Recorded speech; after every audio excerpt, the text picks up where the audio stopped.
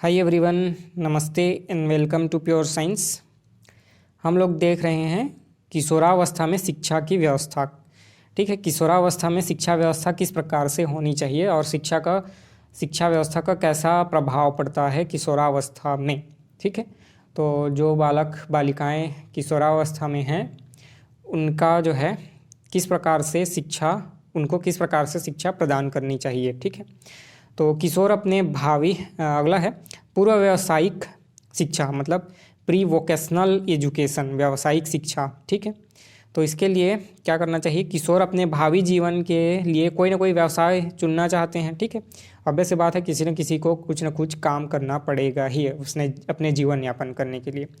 तो हर आदमी अपना व्यवसाय चुनता है। ठीक है, तो उसके बारे में व्यवसाय चुनकर योजना बनाना चाहता है ना, कोई भी व्यवसाय चुन करके उसके बारे में कुछ योजना बनाता है। ठीक है, तो उसे इस बात का ज्ञान नहीं होता है कि कौन सी व्यवस्था उपयुक्त होगी, मतलब कौन सा व्यवसाय उसके लिए सही रहेगा, उचित रहेगा। इसके बारे में तो सभी को जानकारी नहीं रहती है ना, किसी किसी को ये पता चल जाता है। ठीक है, लेकिन सभी बच्चों को सही और उचित व्यवसाय चुनने का जो है समझ नहीं रहता। तो उसके लिए जो है जितना ज़्यादा से ज़्यादा हो सके प्रयास करना चाहिए। इसके लिए विद्यालयों में कुछ व्यवसायों की प्रारंभिक शिक्षा देनी चाहिए।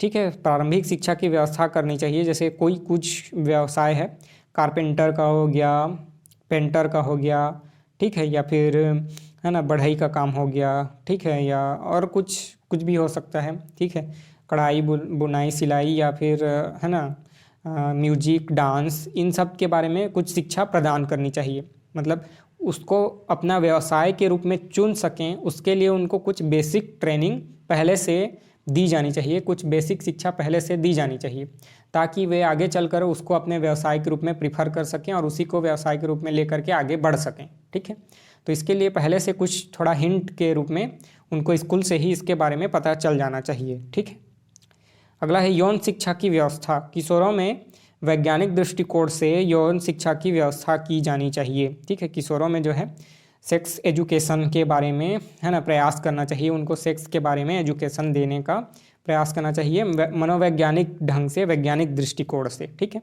यौन शिक्षा से संबंधित गलत आचरण के प्रति किशोरों को जागरूक करना आवश्यक है, लड़कियों को खास करके, कि किस प्रकार के बिहेवियर करना चाहिए, किस प्रकार का नहीं करना चाहिए, और कौन लड़का कैसा बिहेव कर रहा है तो उसके साथ कैसा बिहेवियर करना चाहिए लड़कियों को, ऐसा इसके बारे में भी शिक्षा दी जानी चाहिए, है ना।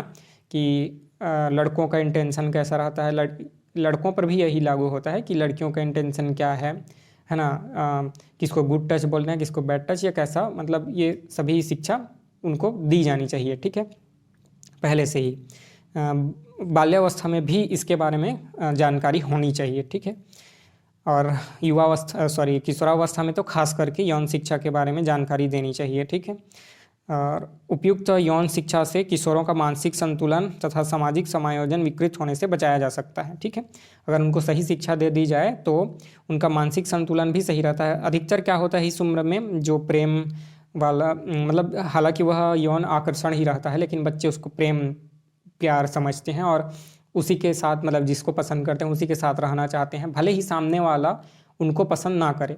तो इसमें दिल टूटता है बहुत लोगों को, है ना, बहुत बच्चों का।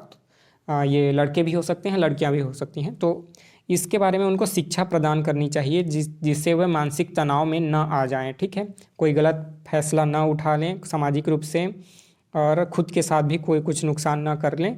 इसके लिए उनको पहले से ही है ना शिक्षा दे करके बचाया जा सकता है गलत रास्ते पर जाने से। ठीक है, संबंधित भ्रांतियों और गलत धारणाओं से मुक्त किया जाना चाहिए, है ना।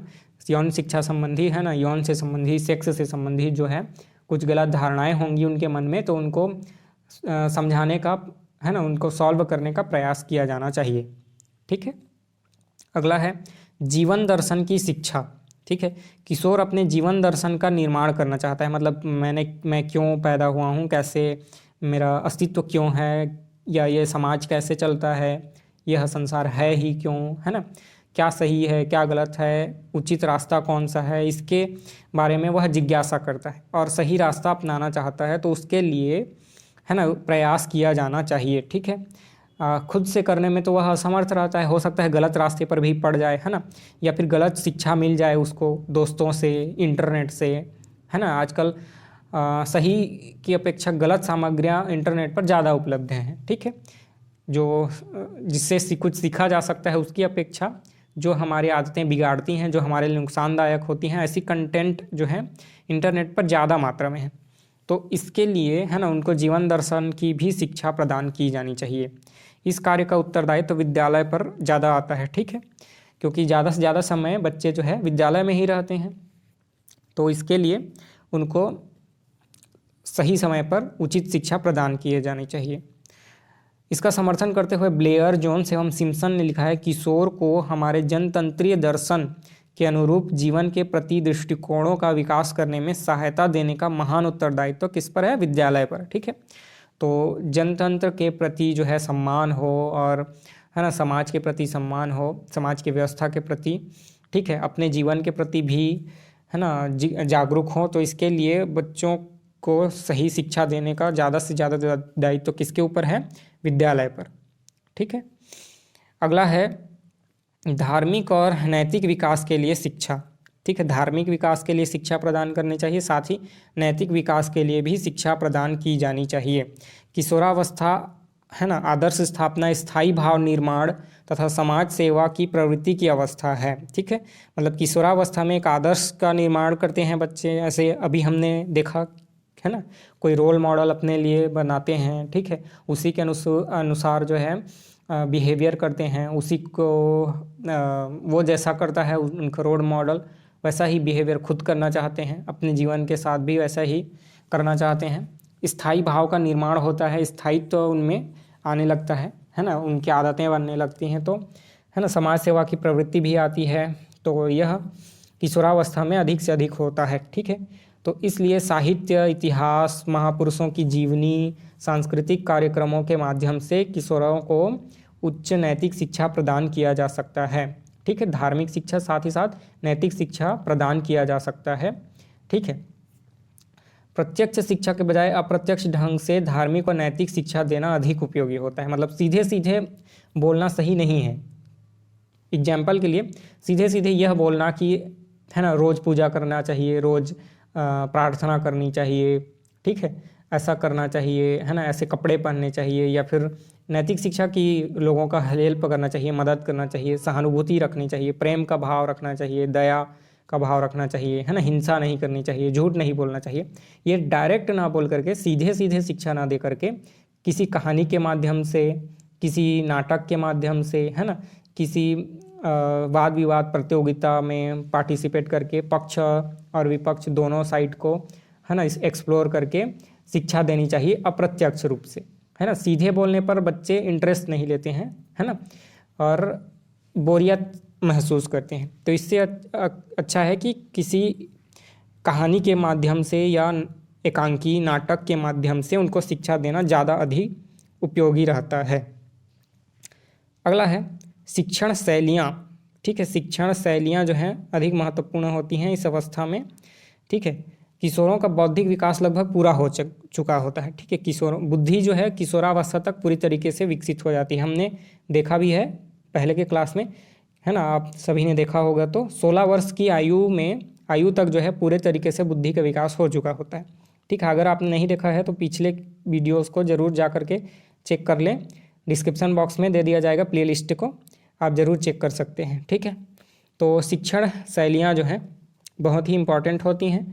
किशोरावस्था तक विकास पूरा हो चुका होता है, इनमें जो है अमूर्त चिंतन व तर्क करने की क्षमता विकसित हो जाती है। अमूर्त चिंतन मतलब जो चीज़ दिखाई नहीं देती उसके बारे में भी चिंतन करने में वे सक्षम होते हैं, ठीक है। साथ ही साथ तर्क करने में सक्षम होते हैं। डाल्टन योजना का अधिकाधिक प्रयोग इस अवस्था में किया जा सकता है, ठीक है। करके देखने वाला, करके सीखने वाला जो प्रयोग है यह देखा जा सकता है, ठीक है।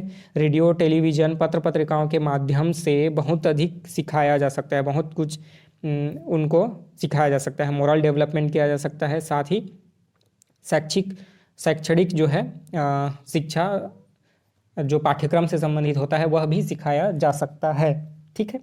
सृजनात्मक चिंतन के विकास से उन्हें कवि, साहित्यकार, गणितज्ञ, वैज्ञानिक, कलाकार आदि बनाया जा सकता है, ठीक है।